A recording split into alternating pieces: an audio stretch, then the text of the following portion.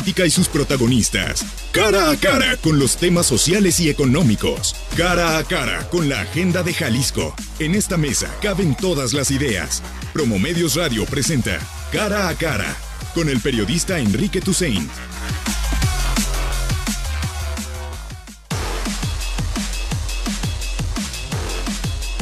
Muy buenos días, gracias por acompañarnos. Estamos en Cara a Cara, comenzando semana. Un saludo cordial a todos los que tienen que trabajar en este día que para muchas personas es de asueto. Estamos aquí para discutir algunos de los temas de la agenda pública. Les tenemos un programa muy interesante.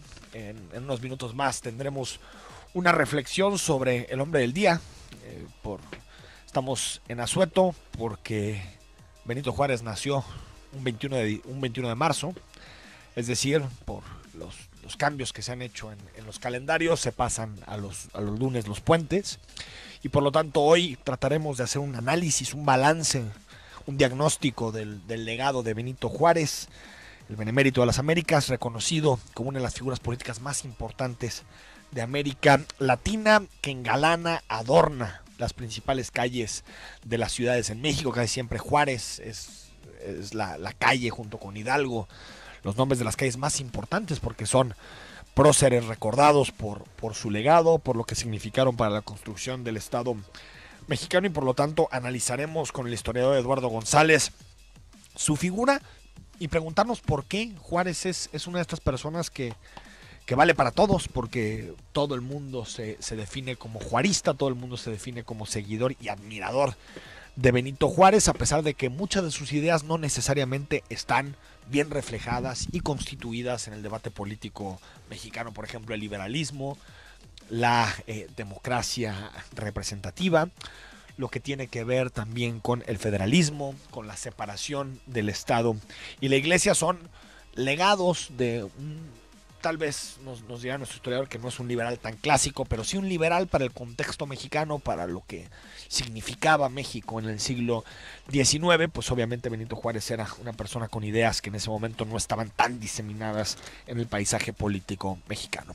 También platicaremos más adelante sobre un evento que está convocando la Sociedad de Alumnos de Ciencia Política del ITESO. Si a ti te interesan las discusiones sobre más allá de las elecciones, más allá de quién o de por quién simpatices políticamente, si te guste más Mid, si te guste más Anaya, López Obrador, alguno de los tres candidatos presidenciales, o aquí en Jalisco, PRI, MC, el PAN, quien te parezca que es la mejor opción política, los estudiantes de Ciencia Política están convocando un debate sobre proyecto de nación y sobre proyectos políticos, más allá de lo electoral, más allá del voto.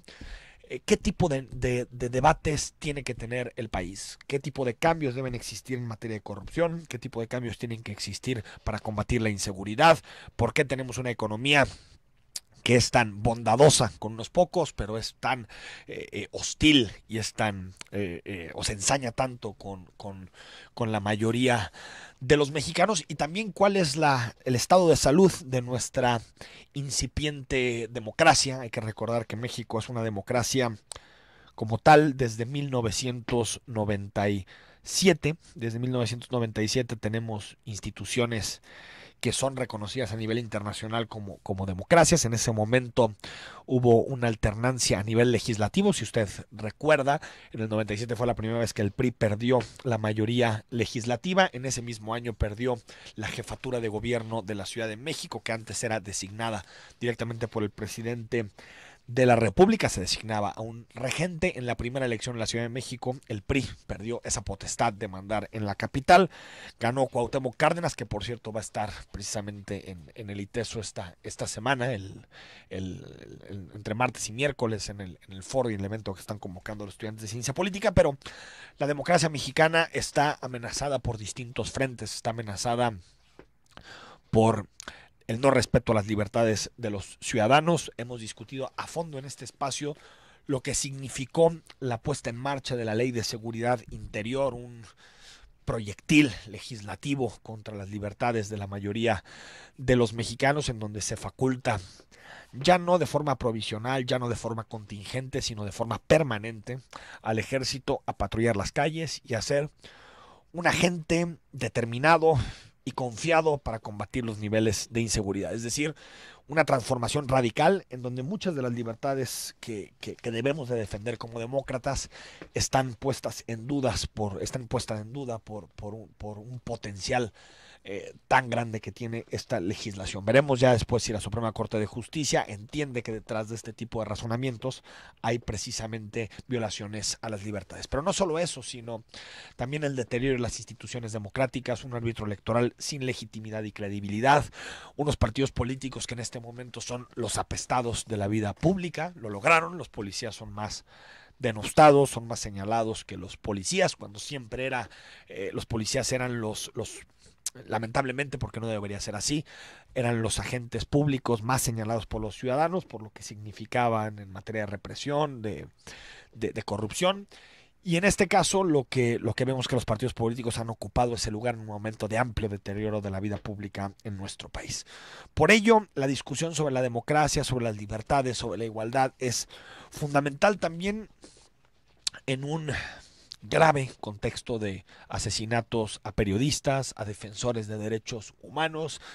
Ya la calle no es de todos, sino que lentamente por los problemas de seguridad, de desapariciones, de muertes, pues han empezado lamentablemente a expulsar a muchas personas hacia sus vidas privadas, porque es muy peligroso ejercer una vida pública activa. Es decir, analizan a fondo lo que significa la democracia en nuestro país. Por si tú te quieres dar cita en esta universidad entre martes y miércoles, es entrada libre, no hay ningún costo, nada más tienes que presentar una identificación para poder ingresar al campus y puedes participar de los debates y las discusiones. También hablaremos de la reunión de cónsules que será en Guadalajara, es que está ocurriendo en Guadalajara en estos días, para conocer qué se discutirá y cuáles son los principales temas de la relación bilateral México-Estados Unidos, fundamental por todo lo que tiene que ver con Trump, por todo lo que tiene que ver con la renegociación del Tratado de Libre Comercio de América del Norte. Te recuerdo nuestro WhatsApp 33 18 80 76 41. A la vuelta platicamos sobre estos temas.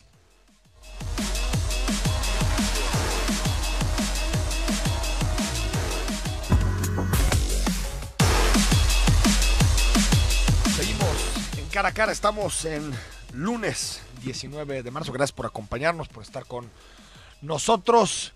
Platicamos con el doctor Eduardo González, que usted lo ha escuchado con nosotros opinando sobre migración, sobre temas políticos, más bien opinando sobre todo lo que le preguntemos. Y bueno, de fútbol todavía no te hemos invitado a platicar, Eduardo, pero en realidad de formación, Eduardo González es historiador. Eduardo, ¿cómo estás? ¿Qué tal? Buenos días.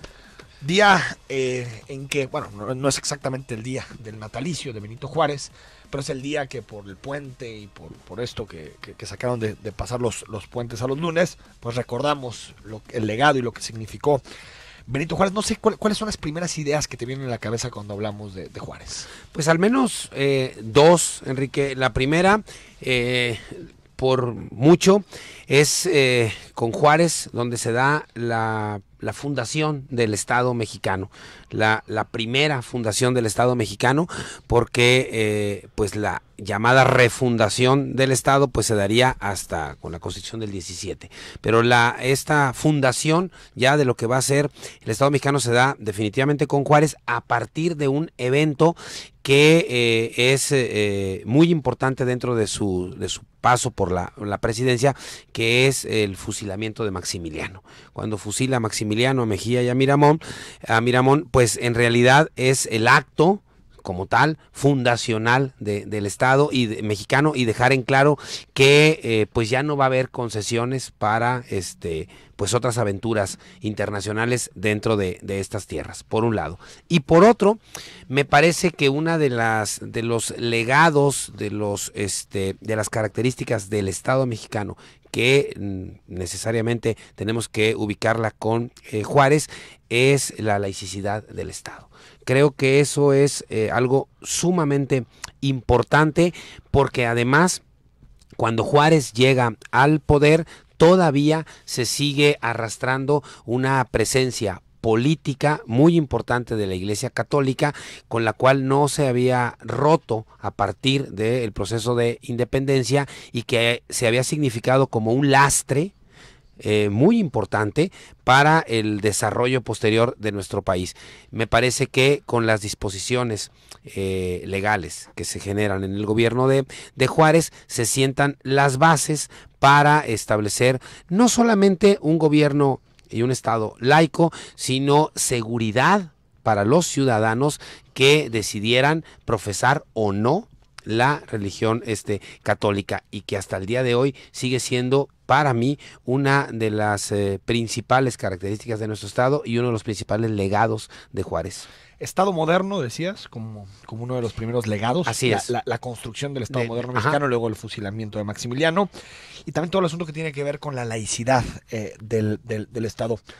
¿Qué tan vigentes están estas estructuras y cómo podemos calificar a Juárez?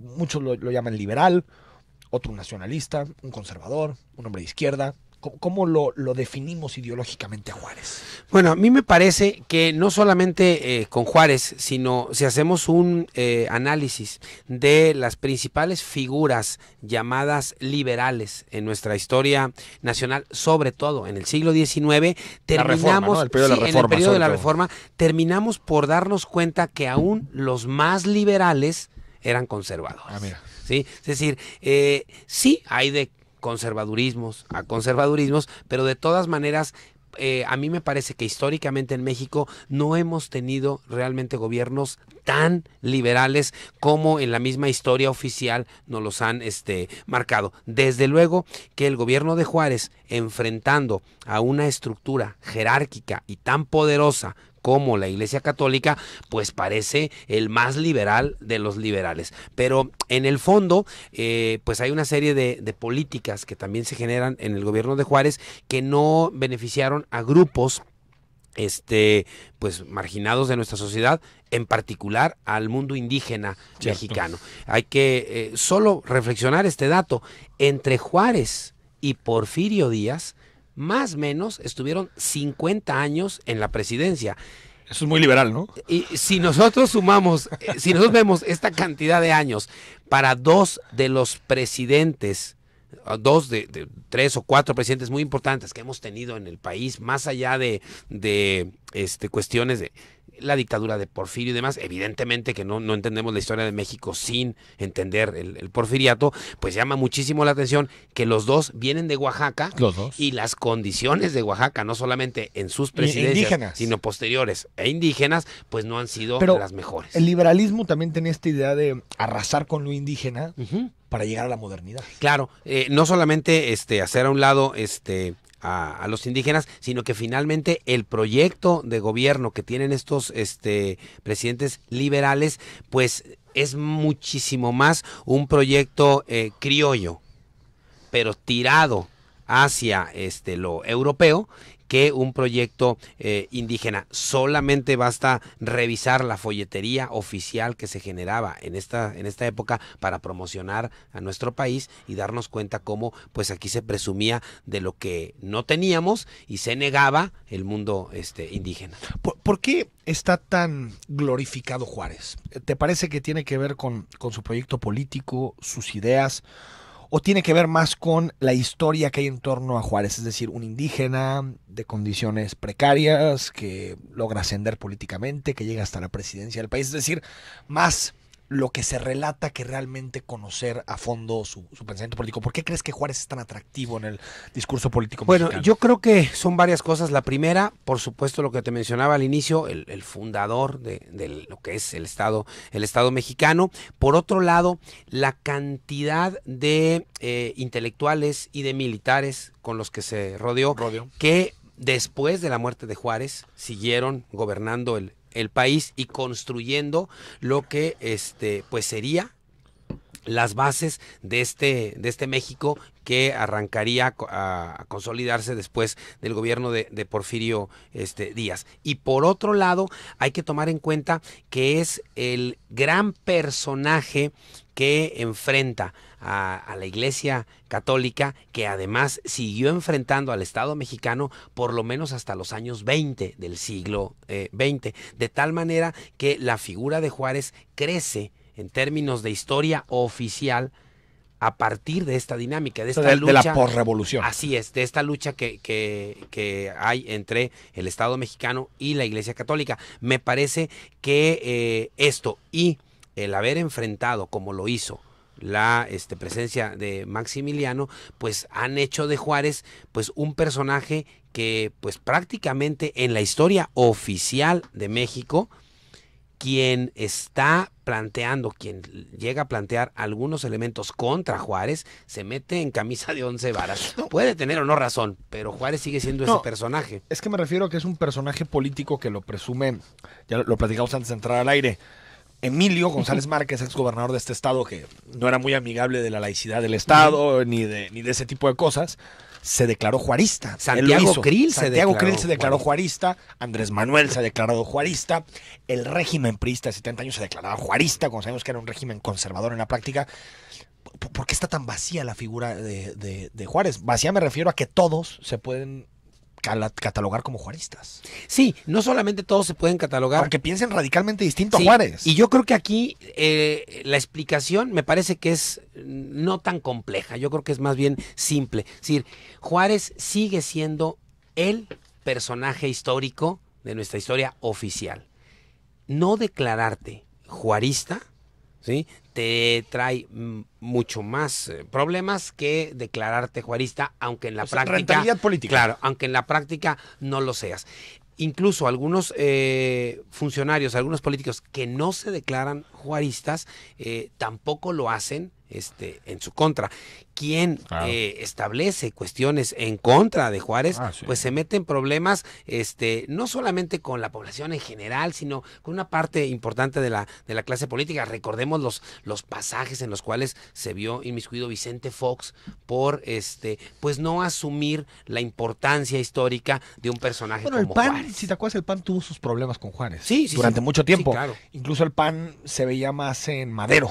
Así es, ¿no? por supuesto. Como alguien, como un personaje histórico. Que sí, el mismo Fox se identifica más con Francisco y Madero. Pobre Madero. Sí, que a decir Madero y yo por qué. Yo qué hice, ¿no? Como para que no estén. que con Juárez. Pero esto te dice que el legado de Juárez realmente es un legado que se utiliza como sea.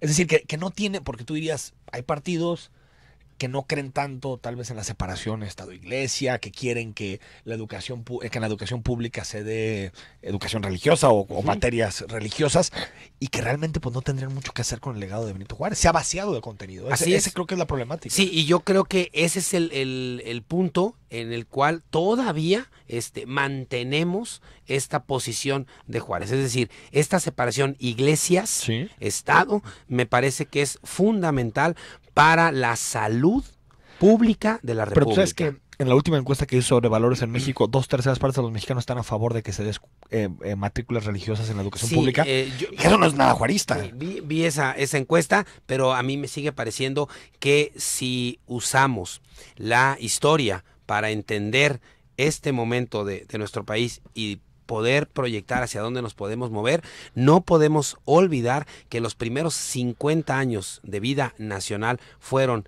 tan violentos y tan poco constructivos en nuestro país, a consecuencia, entre otras cosas, por la mano política de la Iglesia Católica en funciones que le corresponden solo al gobierno y al Estado mexicano. Tú dices en los primeros años, 50 años de la vida nacional mexicana, de la del 21 al 60, que eso 62. No implica que pueda acceder a otras cosas, ¿no? Por supuesto. Ahora, Eduardo, ¿por qué? Y esto me contrasta. Muchos políticos te admiten públicamente que son seguidores de Juárez, pero en privado te dicen que en realidad quien les gusta es Díaz, Porfirio Díaz. Claro. Y si te fijas, en nuestra sociedad no tenemos calles de Porfirio Díaz. No. Está enterrado por la historia oficial. ¿Te parece así como los dos binomios? Sí, claro. El héroe de la historia nacional, que es Juárez, y el villano de la historia nacional, así que es porque además Díaz. Políticamente no es correcto pues apoyar a un gobierno de Díaz con toda esta carga tan fuerte de historia oficial en contra de la dictadura de Díaz. Dos comentarios que creo que es importante. Pero antes de que los digas, me da mucho la atención el otro día que fui a Tlajomulco, la calle que concluye en las oficinas de gobierno se llama Porfirio Díaz. Y eso es raro, ¿eh? Se llama Porfirio Díaz Pero en la calle. mira, hay dos cosas que creo que vale la pena mencionar. La primera, yo soy un convencido que si Juárez no se hubiese muerto, sería el presidente ahorita.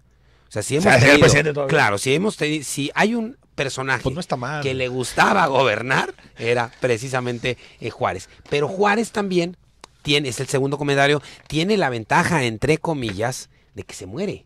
Sí. Y no solo se muere, a tiempo. sino, claro, se muere siendo ya Juárez. Prócer. Y el asunto para Porfirio es la contraparte. Es decir, si Porfirio decide no competir, ya ni siquiera retirarse en 1900 o en 1904, si él hubiese decidido finalmente no competir en las elecciones del 10, perfectamente se hubiese ido con honores. Pero lo real es que uno fue un dictador.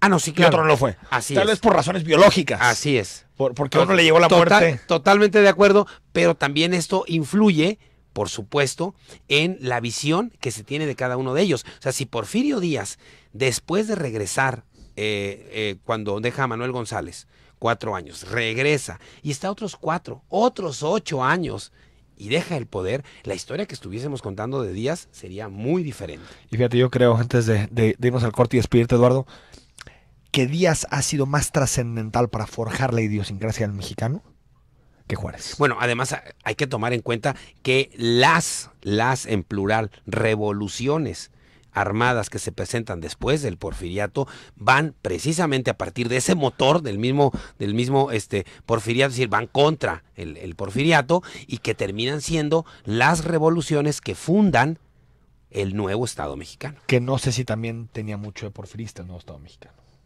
¿No? Sí, el liberalismo autoritario. Claro.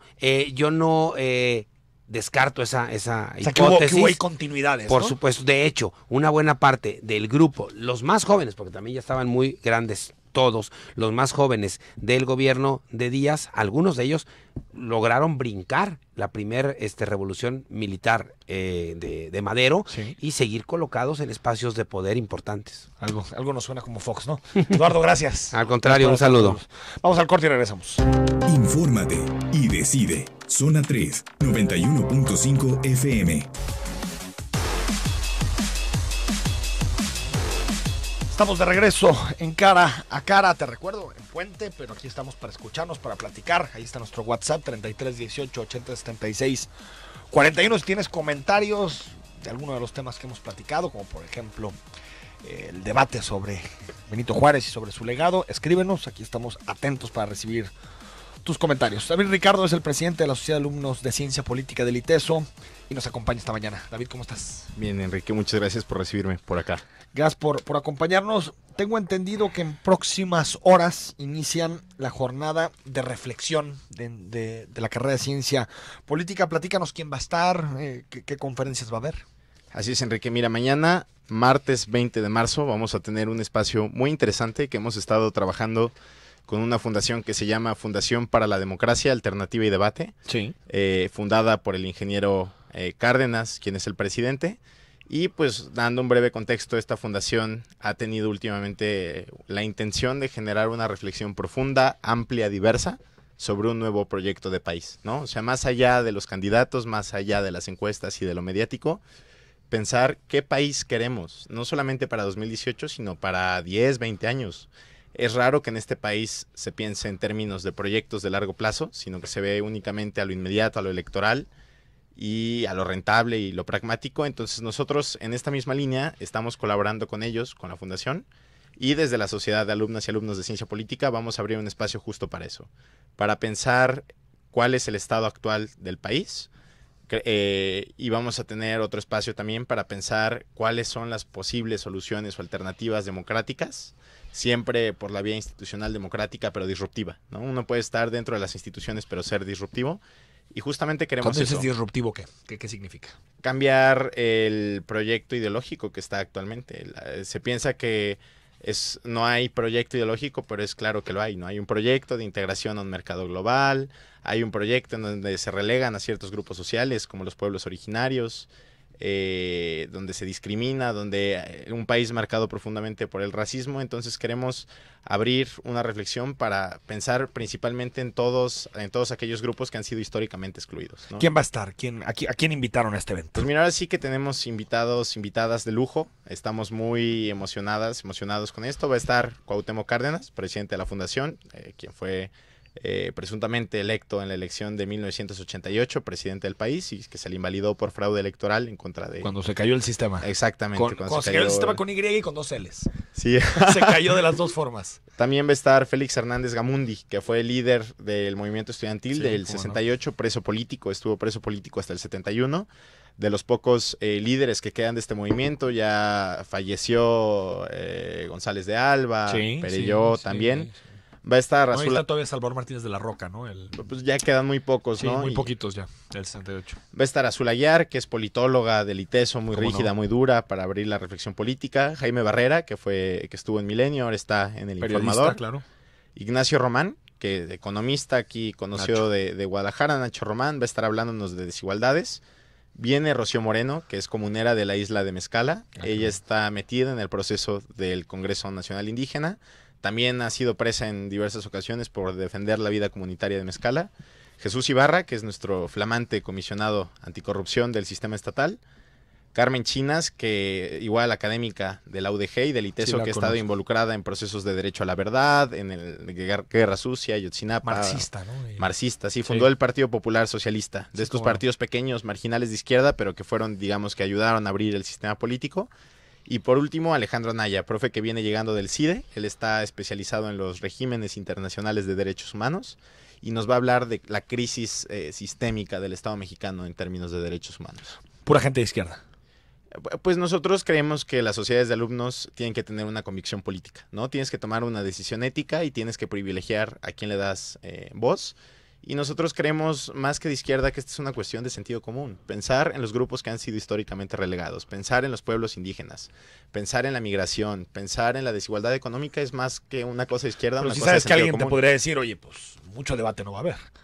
No. Porque más o menos todos comparten las mismas ideas. Claro, y queremos generar más bien un statement político. Queremos decir, esto es lo que creemos que no se están debatiendo ciertos temas. Un pronunciamiento, digamos, exactamente. sobre el proyecto nacional. Y aún así hay voces diversas, porque, por ejemplo, la postura del Congreso Nacional Indígena, representada por Rocío, es muy distante a la de Cuauhtémoc. Cuauhtémoc es un estadista, es un hombre de Estado. Un socialdemócrata. Mientras un socialdemócrata moderado, de izquierda, muy reformista, mientras que Rocío es mucho más radical en sus planteamientos y dice, no Estado, no instituciones, no gobierno, ¿no?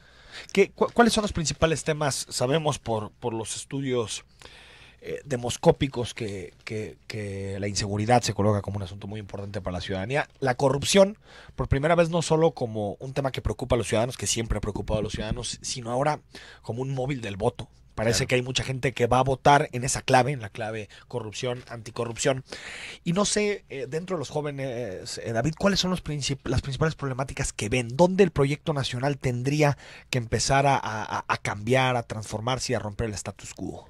Pues mira, yo veo entre mis compañeras y compañeros mucho desánimo en el sentido de que entendemos que la crisis es multidimensional, entonces no se puede atacar por un solo lado. Por ejemplo, a la hora de pensar en los candidatos presidenciales, todos decimos, bueno, votemos por el que votemos, este país no va a cambiar inmediatamente al día siguiente de la elección, ¿no? Entonces, cuando nos damos cuenta que la crisis tiene distintas caras, que las problemáticas de este país son muy diversas, entonces tenemos que empezar a pensar en soluciones diferenciadas. Un proyecto único nacional, sea guiado por Andrés Manuel, por Anaya o por Mitt, no va a cambiar este país. Este país va a cambiar en la medida en que se democraticen los espacios sociales, las instituciones, no solamente en la Ciudad de México, sino también en los otros estados, no solamente desde el Ejecutivo, sino también el Legislativo. O sea, tenemos que empezar a democratizar este país ahora sí que por todos los frentes. Es decir, ¿te parece que es un asunto, tiene que ver con los candidatos, tiene que ver con el debate electoral? Lo hacen por eso, ¿no? Supongo. Sí, porque claro. Estamos en medio el próximo 28 de marzo comienza la elección presidencial, ya formalmente la campaña. Por ejemplo, el debate de los proyectos. Ahí ya los 3 ya están presentados, mucha gente no se ha dado el tiempo de leerlos. Pero ahí están los 3 proyectos, no sé si tienen grandes diferencias en términos reales, pero también habrá el debate sobre los proyectos de los candidatos. Sí, definitivamente. La cuestión es que nosotros pensamos que en tiempos de elecciones todo lo político se reduce a lo electoral, cuando lo político es mucho más amplio que lo electoral.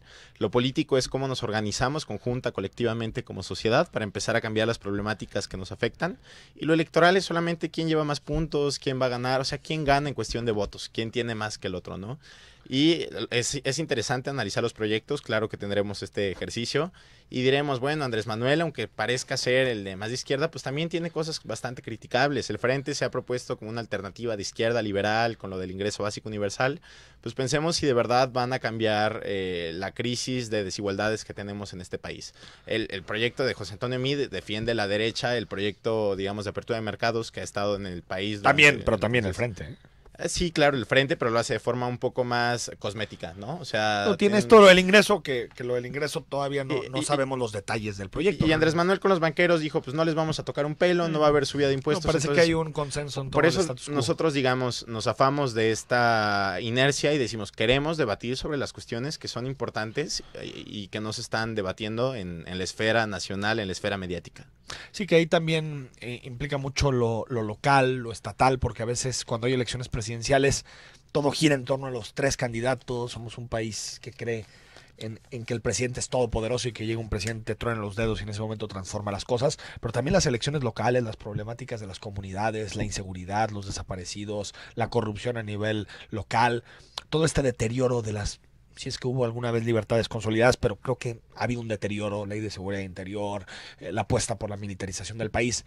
Es decir, sí estamos en un momento muy complejo, ¿no? Que también desde lo local tiene que tener respuestas. Claro, y por eso tenemos varios referentes en términos locales. Tenemos a Nacho, tenemos a Rocío, o sea, sí queremos escuchar las voces locales, pero también tener referentes nacionales como Cuauhtémoc, como Félix, nos ayudan a ver la perspectiva integral de un proyecto de país.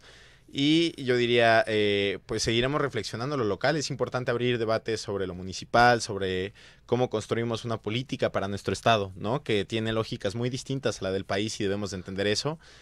Desafortunadamente, tú lo sabrás, por tiempos electorales, pues las universidades son muy meticulosas, ¿no? Con los procesos. Sí. Antes de las elecciones no queremos tener foros, pero posteriormente, cuando pase el proceso, vamos a abrir espacios para debatir con las y los ganadores, ¿no? Va a haber cambios muy importantes en el estado. Hay nuevas fuerzas políticas, se está moviendo el tablero electoral. ¿Van a invitar a los candidatos en la campaña al ITESO? Me parece que sí, pero ese es un proceso que lleva la institución va a llevar el ITESO. No... Sí, nosotros, digamos, nos afamos, no nos desafanamos completamente, estaremos muy pendientes, digamos, también pidiéndole rendición de cuentas a la institución, pero espacios propiamente organizados por las y los alumnos serán pasando el proceso electoral. Y ahora sí nos sentaremos con los ganadores de los distintos puestos, de los distintos partidos, para, digamos, ya tener una foto más precisa de cómo va a quedar la imagen electoral en nuestro estado después de las elecciones. Si alguien que nos está escuchando quiere participar, quiere acudir al ITESO, le interesan los temas que van a discutir, ¿qué debe de hacer? Pues mira, primero el foro que vamos a tener va a ser el martes 20, repito, día de mañana. Va a ser en el auditorio D2, de 11 de la mañana a 3 de la tarde.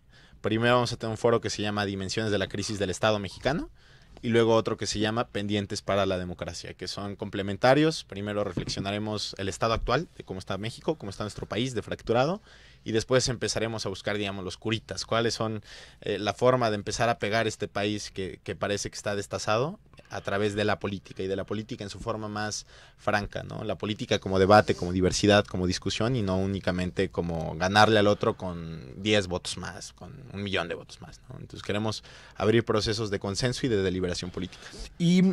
Pero digamos, si alguien nos está escuchando y está interesado, ¿tiene que registrarse en algún lado o solamente ir al ITESO? Asistir solamente al ITESO con una identificación para poder entrar. ¿Ingresar? La entrada es libre, todos nuestros eventos son gratuitos, nunca vamos a cobrar por un evento de este tipo.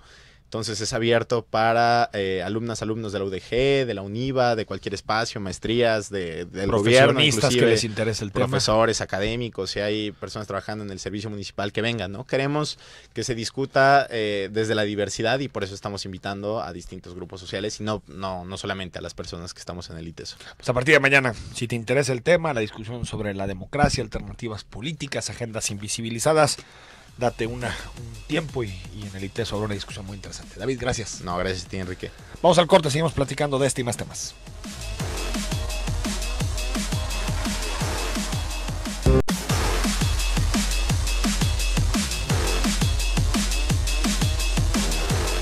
Estamos de regreso en Cara a Cara y como te anunciamos desde el inicio de este programa, tenemos el gusto de saludar a Carlos García de Alba. Él es embajador por cargo diplomático y cónsul general de México en Los Ángeles. Carlos, muy buenos días. Buenos días, Enrique, qué gusto escucharte. Gracias por la oportunidad de conversar con tus radioescuchas. Encantado que estés con nosotros.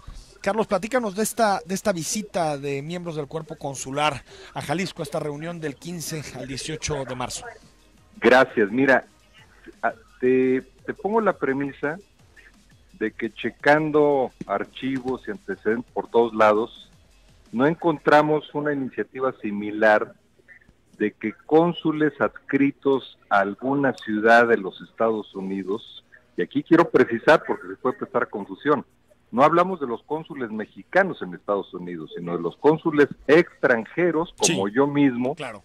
que estamos en la ciudad de Los Ángeles. Sí. Nunca se había hecho una visita de este tipo, y se debe a que tu servidor, después de estar ahí algunos meses, ahora ya tengo 1 año, 8 meses, pues me di cuenta que muchas de las decisiones de inversión, muchas de las inversiones de transferencia tecnológica, de cultura, de arte, de muchos ámbitos de la vida pública, se tomaban en Los Ángeles. Sí. Pongo ejemplos, multinacionales coreanas o japonesas en ocasiones toman decisiones no en Tokio o en Seúl, sino en Los Ángeles. Entonces de ahí que, habiendo captado eso, le propuse al gobernador del estado, a Jorge Aristóteles Sandoval, que qué pensaba en la posibilidad de traer a un grupo de cónsules a promover Jalisco. Y debo decirte, con enorme sensibilidad el gobernador captó la propuesta y me dijo, adelante. Al inicio giramos la invitación a los cónsules. Déjame decirte que Los Ángeles tiene la segunda asociación consular más grande del mundo, Chico. después de Nueva York. Entonces giramos la invitación, hubo muy buena respuesta, te confieso, por arriba de las expectativas que yo tenía, pero empezó a trascender más allá del ámbito consular y empezaron empresarios, académicos, intelectuales, artistas, dijeron, oigan, y me dan chance de participar a mí también, de tal suerte que estamos hablando de una delegación ya de 75 personas, Sí. que vienen durante 3 días a visitar Jalisco, a conocer el estado. La inmensa mayoría de ellos nunca han estado. Imagínate una persona de Etiopía, una de Camboya, Claro. una de Paraguay, una de Bélgica, una de Irlanda, una de Honduras. Es una variedad impresionante. Y como cereza del pastel, las propias autoridades de Los Ángeles dijeron, oigan, nosotros también queremos ir. Entonces tenemos a 2 de los concejales de la ciudad de Los Ángeles, a la vicealcaldesa de Los Ángeles, tenemos al alcalde de la ciudad de Pico Rivera en el condado de Los Ángeles. Entonces es una delegación francamente de muy alto nivel, vienen empresarios muy fuertes, cito algunos ejemplos, viene el director, el presidente del puerto de Long Beach, que es el segundo puerto más grande de Estados Unidos, viene el señor Tom Gilmore, que es un desarrollador de centros históricos, a él se le debe el rescate y la recuperación del centro histórico de Los Ángeles. Entonces, francamente, superó las expectativas que teníamos cuando se convocó a esta visita, y estamos de manteles largos y estoy seguro que va a ser de mucho provecho, Enrique. Carlos, ¿qué esperas de esta reunión? ¿Qué podemos esperar también en términos públicos como resultados de esta reunión? Bueno, mira, yo espero muchas cosas. Espero que se desarrollen más vínculos entre Jalisco, entre Guadalajara y Los Ángeles. Recordemos que Los Ángeles tiene la mayor concentración de mexicanos fuera de México, pero tiene la mayor concentración de jaliscienses fuera de México. Entonces ya hay vínculos demográficos fuertes, y al tener a estos 75 visitantes de regreso a Los Ángeles después de 3 días maravillosos en el estado, van a ser cajas de resonancia que van a permitir diversificar, reforzar vínculos de negocios, académicos, artísticos, financieros, tecnológicos, etcétera, etcétera. Entonces, yo creo que los nexos de Jalisco con Los Ángeles se van a reforzar tremendamente en todos los ámbitos de la vida pública. Carlos, ¿esta reunión es pagada por el gobierno de Jalisco? Es, mira, es un esquema mixto. Sí. En algunos casos los gastos los hacen los visitantes, otros los hace el gobierno de Jalisco. Es una mezcla de gasto el que se está haciendo. Carlos, aprovechando que te tenemos en la línea, que eres un diplomático de muchísimos años, de mucha trayectoria, ¿cómo ves todo el asunto que hemos tenido estos días sobre el muro, la llamada entre Peña Nieto y Trump, la migración? No sé cómo lo has vivido desde Los Ángeles. A ver, ¿me puedes repetir la pregunta, Enrique? No te escuché bien. Te decía que tú, como un diplomático de mucha trayectoria, de muchos años en los temas de relaciones internacionales, ¿cómo has visto todo este debate sobre el muro, la migración, el papel del presidente Peña Nieto, lo que ha dicho Donald Trump? ¿Qué te ha parecido toda esta discusión que se ha desatado en los últimos días? Es una situación bastante inédita. Es un estilo de gobernar complejo, ha llevado tiempo ciertamente. Entonces no ha sido una situación fácil, pero déjame decirte que el gobierno de México, la política exterior de México, el servicio exterior mexicano, sí, no empezamos a descubrir la protección consular, la protección a nuestros migrantes con la llegada del presidente Trump. Claro. Yo siempre digo que la protección consular, la protección a los mexicanos, empezó desde el día en que la frontera nos cruzó, porque no fuimos nosotros los que cruzamos la frontera, desde la guerra México-Estados Unidos de 1857 y 1858. Entonces, ciertamente estamos preparados, ciertamente sí llevó tiempo entender el nuevo estilo de gobernar, el nuevo estilo de la casa, pero déjame decirte, hasta ahora, en los ya 13 meses que lleva el gobierno de Trump, no ha habido realmente algo que yo te diga que nos haya completamente sorprendido, sí, salvo el discurso obviamente antimexicano que ha prevalecido durante estos meses, la hostilidad de estar proponiendo la construcción de un muro que francamente pues es una aberración, porque además de todo, además de ser un gesto inamistoso, es una medida inútil. Sí, no, claramente. Los muros no paran la migración no es exclusiva de México, Estados Unidos, es un fenómeno mundial. Más migrantes están cruzando de un país a otro en todo el mundo, más estadounidenses están viniendo a vivir a México, no solo mexicanos, a Estados Unidos.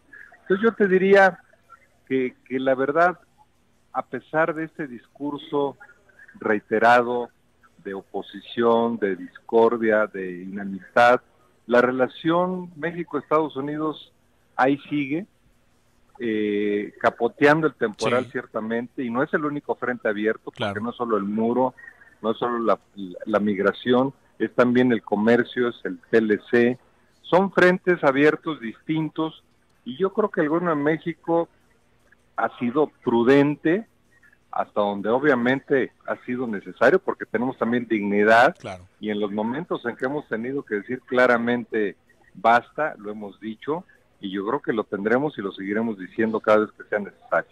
Carlos, antes de despedirte, tú como cónsul en Los Ángeles, ¿qué opinión me puedes dar del estado de ánimo de nuestros compatriotas, de los mexicanos que viven en esta ciudad?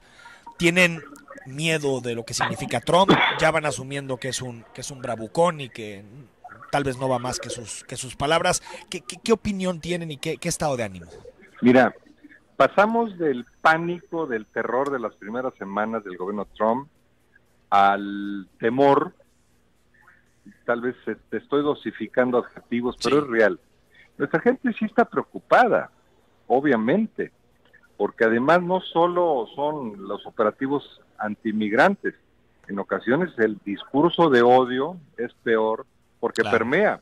Sí. Cuando el presidente de un país incita al odio, está empoderando a la persona de la calle, coincido, al ciudadano de a pie, a agredir a otra persona por su aspecto físico, por su color de piel. Entonces, hay preocupación por un operativo migratorio o por una agresión física en la calle. Esas cosas son serias, son graves, son preocupantes, y por eso también nosotros hemos sido muy insistentes en que nuestros migrantes, con o sin papeles, pues sean cautelosos, que conozcan sus derechos, que los defiendan, y obviamente el llamado es continuo. Si tienes un problema, acude al consulado. Sí. Tenemos las herramientas, los expertos, los abogados, para que te asesoren y te protejan. Embajador Carlos García de Alba, muchas gracias por haber estado con nosotros. Contrario, Un placer Enrique, escucharte. gusto en saludarte, un abrazo más. Un saludo, ahí está. Carlos Hasta García luego. de Alba es embajador, cónsul general de México en Los Ángeles. Sabemos, el segundo consulado más importante, con más representación, que es el de Los Ángeles, luego del de la ciudad de Nueva York, describiéndonos un poquito lo que se ha discutido en torno a esta reunión de cónsules en Jalisco, importante sobre todo en el momento de la relación bilateral México-Estados Unidos, y también platicándonos un poquito del estado de ánimo de nuestros compatriotas, de los mexicanos que viven en los Estados Unidos frente a lo que significa Donald Trump. Nos vamos, mañana estamos en Cara a Cara, martes totalmente en vivo para platicar con ustedes. Participa, estaremos aquí totalmente en vivo. Gracias.